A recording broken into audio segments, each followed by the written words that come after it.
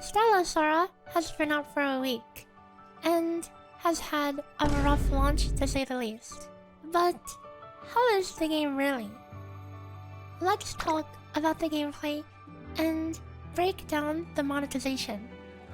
We'll look at the good, the bad, and clear up common misconceptions through some simulation, statistics, and some math. Let's start out with the gameplay. The gameplay features a top-down action experience, with automatic basic attacks when in the range of enemies. You have 3 skills and ultimates. 1 for your main character, and 1 from each of your 2 supports.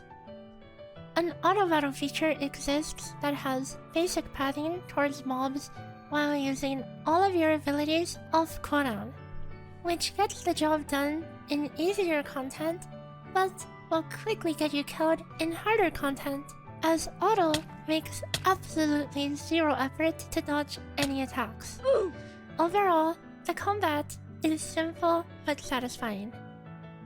The Ascension, a series of roguelike stages where you gain random buffs, is one of the core features of the game.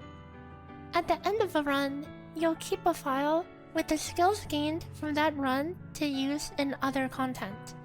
The Ascension trial itself is always very trivial to clear.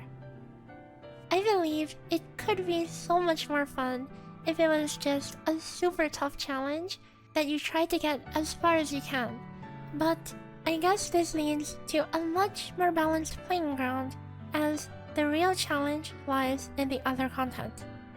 The 3 other main forms of content are the Menace Arena, Cataclysm Survivor, and Blitz. The Menace Arena is a long ladder of progressively harder stages that is primarily a DPS check versus a timer. This only has one-time clear rewards, and offers a generic way to reward you for building stronger teams over time. Cataclysm Survivor is a mode similar to, as you would imagine by the title, Vampire Survivors. It's a more challenging experience that focuses on survivability over DPS, but high DPS is still important here to keep up your kill streak to maximize your points and rewards. Blitz is a competitive, high-score chasing boss battle where you gain points for dealing damage as well as doing mechanics, granting more rewards based on performance. This content offers the most challenge between maximizing DPS while avoiding mechanics properly. Based on your ranking, you can earn additional currency. However, as of week 1, the top scores on the leaderboard are unfortunately filled with hackers. Let's hope they can do something about that soon. Now, let's talk about the elephant in the room: monetization and the gacha system. There are plenty of issues here, but they aren't exactly the things most people are complaining about. Let's start with the gacha. This costs 300 currency per pull, with one of the hottest requests being to change the cost back to 150, as it was in the beta. However, instead of focusing on what the rates and costs were in the beta, let's just look at what we have now. We have a hard pity of 160 pulls to hit the limited character, which carries over between banners and only resets when you pull the limited character. There is also a spark system, allowing you to claim the character after pulling 120 times, only once per banner. This is separate from the normal hard pity of 160 and does not affect it. The spark counter also does not carry over between banners. The rate of a 5-star character is 2%, with the chance of it being the rate up being 50%. As a reminder, pulling an off-rate 5-star character has no implications on either the hard pity or spark system. Let's now run 1 million simulations of Stella Sora's gacha system alongside that of several other games. These will all use the baseline currency price after the first 2x bonus for an even comparison.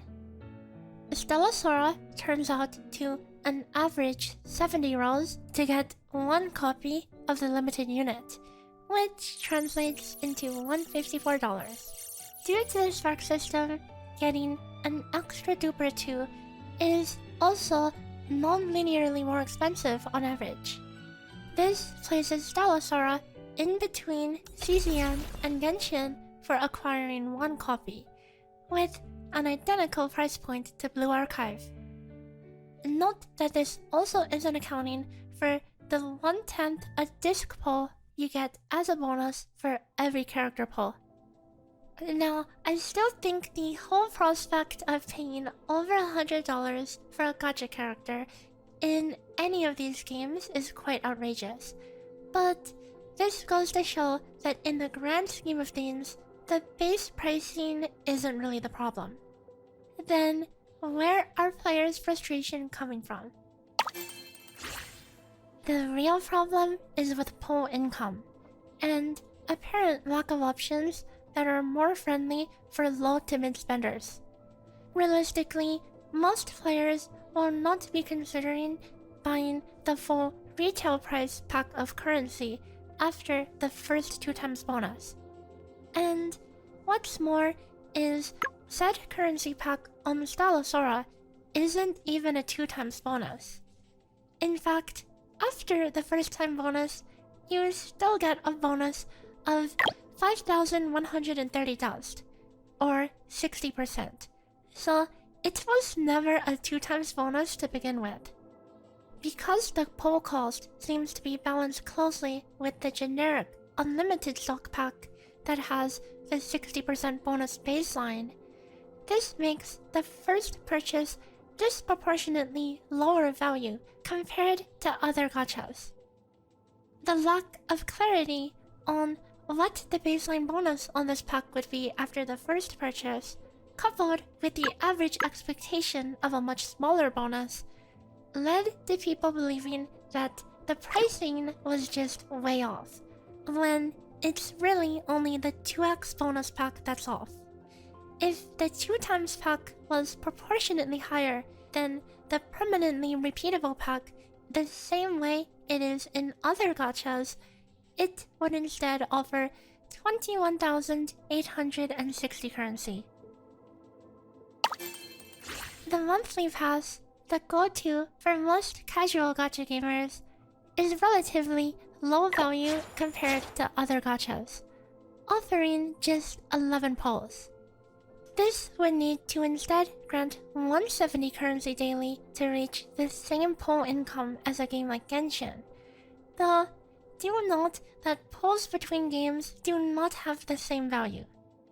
Instead, if balancing for similar cost of average limited character acquisition per dollar, 120 currency daily would be the minimum to match the industry standard.